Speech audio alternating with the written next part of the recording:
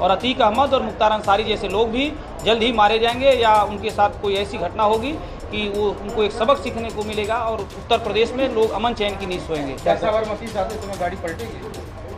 यानी भाजपा विधायक सुरेंद्र चौरसिया ने कर दी थी बहुत पहले पूर्व सांसद अतीक अहमद और मुख्तार अंसारी की हत्या की घोषणा।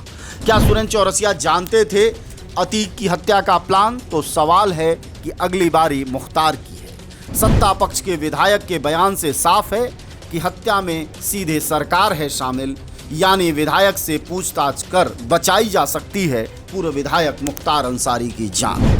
यूपी के रामपुर कारखाना विधायक सुरेंद्र चौरसिया ने 13 मार्च को ही कैसे दिया था बयान कि किसी न किसी तरह मारे जाएंगे अतीक और मुख्तार अंसारी। सुरेंद्र चौरसिया ने कहा माफिया अतीक अहमद और मुख्तार अंसारी जैसे अपराधी भी जल्द ही मारे जाएंगे। सुरेंद्र चौरसिया ने की थी घोषणा।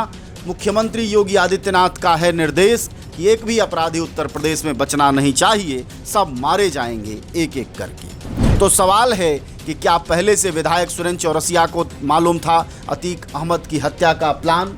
योगी के एमएलए ने तभी तो कर दिया होगा इतने विश्वास के साथ बयान कि जल्दी होगी अनहोनी और नहीं बचेंगे अतीक। तो सवाल है कि विधायक सुरेंद्र से क्यों नहीं कर रही पुलिस पूछताछ कि उन्हें कैसे मालूम था हत्या के षड्यंत्र का पूरा प्लान? क्या विधायक के साथ पुलिस और सरकार के लोग भी अतीक की हत्या का प्लान बनाने में थे शामिल?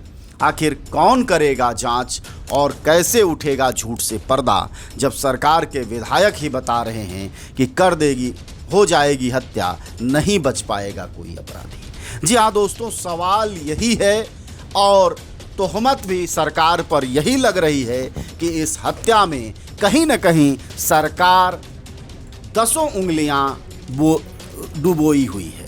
अन्यथा उत्तर प्रदेश के देवरिया जिले के रामपुर कारखाना विधानसभा क्षेत्र के भाजपा विधायक सुरेंद्र चौरसिया को 13 मार्च को यानी 15 अप्रैल को मारे गए अतीक अहमद और 13 अप्रैल को करीब 25 दिन पहले कैसे मालूम था कि हत्या हो जाएगी? बाकायदा टीवी पर बयान दिया, अखबारों में छपा।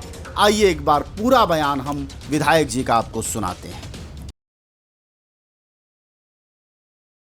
योगी आदित्यनाथ जी की सरकार है और बड़े से बड़े माफिया आज भागकर या तो दूसरे प्रदेशों में शरण लिए हुए हैं या मार दिए गए हैं। अभी उमेश पाल हत्याकांड में 2 अपराधी मारे जा चुके हैं। शेष अपराधियों पर हमारी सरकार की सख्त निगरानी है। उत्तर प्रदेश की पुलिस किसी भी हाल में उन दोषियों को बख्शेगी नहीं, क्योंकि मुख्यमंत्री जी का सख्त रुख है कि एक भी अपराधी उत्तर प्रदेश में बचने नहीं चाहिए। और अतीक अहमद और मुख्तार अंसारी जैसे लोग भी जल्द ही मारे जाएंगे या उनके साथ कोई ऐसी घटना होगी कि वो उनको एक सबक सीखने को मिलेगा और उत्तर प्रदेश में लोग अमन चैन की नींद सोएंगे। क्या साबरमती जाते समय गाड़ी पलटेगी? ये उत्तर प्रदेश की सरकार है और उत्तर प्रदेश की पुलिस अपराधियों से निपटने के लिए किसी भी हद तक जा सकती है। अच्छा, जिन लोगों ने हत्याकांड को अंजाम दिया, हत्या पुलिस को, ऐसे अपराधियों को क्या सजा होनी चाहिए? ऐसे अपराधियों को जैसे हमारी पुलिस कर रही है, सरेआम गोली मार रही है, ऐसे अपराधियों को ऐसे ही एक एक करके सबको मार देना चाहिए ताकि आगे आने वाले भविष्य में कोई अपराधी इस तरह की घटना करने से बचे। विधायक जी का बयान सुनने के बाद आप लोगों को शायद कोई संदेह नहीं रह गया होगा कि अतीक अहमद यूं नहीं मारे गए, बल्कि पूरे प्लान के साथ मारे गए, सरकार की भागीदारी के साथ मारे गए। तो बेचारे पुलिस वाले चाहे 12 खड़े रहते या 1200 खड़े रहते, क्या फ़र्क पड़ता? वो 3 लड़के आते अपराधी और मार कर चले जाते। संयोग अच्छा था कि कैमरा था तो वह तीनों पकड़े गए। तो अब प्रश्न ये है कि अगर सरकारों की इस तरह की भूमिका है, जब सत्ता में बैठा विधायक ही ऐसी घोषणा करता है, तो फिर कैसे कहा जाए कि न्याय मिलेगा? फिर उत्तर प्रदेश के लोगों को न्याय के लिए कहां जाना चाहिए? क्या तरीका होगा? यह बहुत कुछ सोचने पर मजबूर करता है और यह मजबूर करता है और चिंतित भी कि हमारे देश में लगातार सत्ता जो है आपराधिक बनती जा रही है और अपराधियों की घोषणाओं में तो शामिल है ही, वह अपराधियों के सेलिब्रेशन में भी शामिल है। और उसी का परिणाम और नतीजा है कि माफिया को मारने के दौरान सरकार खुद ही गैंगस्टर की भूमिका में आ गई है।